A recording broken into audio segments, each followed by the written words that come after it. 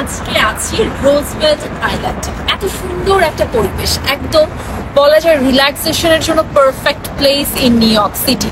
তো সেখানটাতে এসে আমার মনে হলো যে আমি একটু আপনাদেরকে একটা ইম্পর্টেন্ট টপিকের উপরে কিছু কথা বলি। সেটা কি?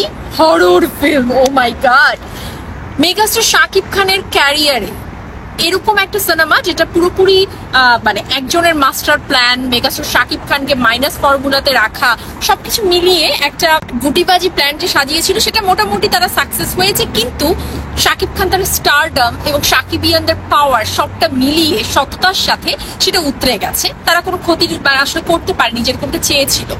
বাট এবার আরো বেশি ক্ষতি করবার উদ্দেশ্যে মাস্টার প্ল্যান সাজিয়েছে হরর ফিল্ম নামে।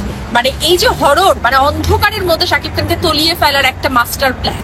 বাট সেটা কি করে আমরা হতে দেই বলুন? তো যার কারণে সমস্ত কথাবার্তার পরে এসে যে সিদ্ধান্ত, সেটি হচ্ছে মেগাস্টার শাকিব খান উক্ত পরিচালক দ্বারা নির্মিত কোন সিনেমায় আপাতত থাকছেন।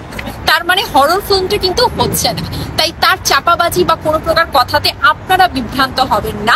কোনো প্রকার হরর ফিল্ম হচ্ছে না। এবং আগামী সময় রোজার ঈদ, কোরবানির ঈদ, কোনো টাইমেই উক্ত পরিচালকের সাথে কোন সিনেমা তার আসছে এবং তার কথার প্রেক্ষিতেই আমি কথাগুলো বললাম। কারণ দেখলাম যে নানান রকম ভাবে তিনি বলে বেড়াচ্ছেন হরর ফিল্ম আসছে, এটা আসছে, ওটা আসছে।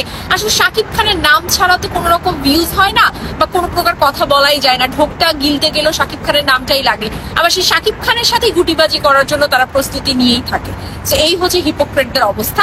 যাই হোক, কারো কথা বিভ্রান্ত হবেন না। তার সাথে বা তার প্রযোজকের সাথে শাকিব খানের রিসেন্ট টাইমে কোনো মুভি আসছে না।